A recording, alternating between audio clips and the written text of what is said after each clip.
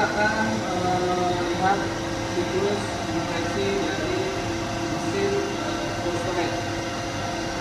Pertama-tama refrigeran akan diberikan tekanan atau diberikan kompresi oleh kompresor sehingga temperatur naik menjadi sekitar 80 sampai 90 derajat Celcius di sini. Kemudian refrigeran yang telah diberikan kompresi akan mengalir menuju ke oil separator.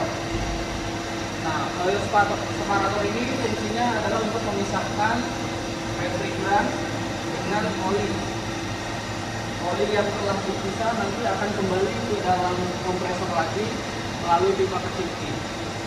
Kemudian refrigeran yang bertekanan tinggi dari kompresor tersebut akan mengalir menuju ke kondensor atau kondensor unit.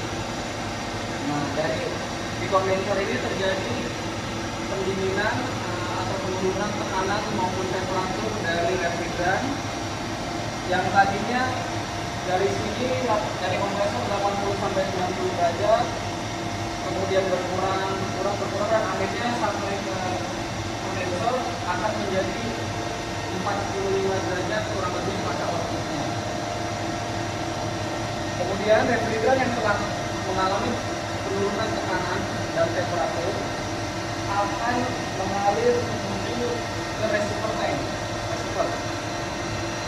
Nah, di dalam receiver ini fungsinya komponen ini adalah untuk memastikan atau membantu proses perubahan wujud refrigeran agar semuanya atau lebih dari 80% berubah kainan. Yang tadinya refrigeran masuk dalam bentuk uap atau gas dari kompresor, pada kondensor ini terjadi perubahan tersebut menjadi cair. Kemudian refrigeran cair yang telah melewati receiver ini akan menuju filter dryer. Nah, di filter dryer ini terjadi penyaringan baik itu uap air maupun kotoran. Nah, setelah refrigeran melalui filter dryer akan melalui komponen yang bernama side glass. Side glass ini berfungsi untuk melihat aliran refrigeran yang telah diproses, yang kemudian akan memberitahu kita apakah refrigeran telah menjadi cair atau tidak, atau refrigeran telah berubah fase jadi cair atau tidak. Kemudian setelah dari side glass ini maka akan menuju ke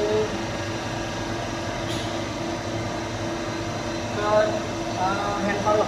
Hand valve ini fungsinya untuk seperti katup untuk menutup aliran. Kemudian dari hand valve ini maka refrigeran akan mengalir menuju ke ekspansi, yaitu thermal expansion valve atau XV. Nah, setelah yang ada di dalam ini setelah refrigeran melalui pada ekspansi, refrigeran yang tekanannya masih tinggi akan diturunkan hingga menjadi target yang ingin dicapai pada konteks ini untuk chiller, yaitu sebesar kurang lebih 0 derajat. Jadi refrigeran itu tekanannya akan diturunkan sesuai target, yaitu 0 dikurang 10, artinya hingga mencapai minus 10 pada evaporator, dan pada outputnya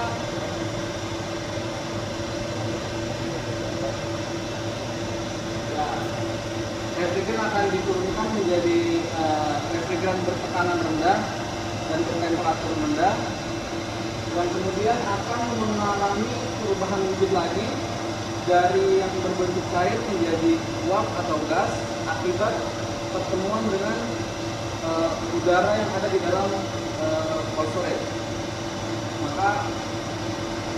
refrigeran yang tadinya cair menjadi gas atau uap. Kemudian refrigeran yang telah berubah menjadi gas atau uap tersebut akan kembali menuju akumulator, akan mengalami menuju akumulator. Di sini akumulator ini berfungsi untuk membantu atau memastikan bahwa refrigeran yang akan masuk ke dalam kompresor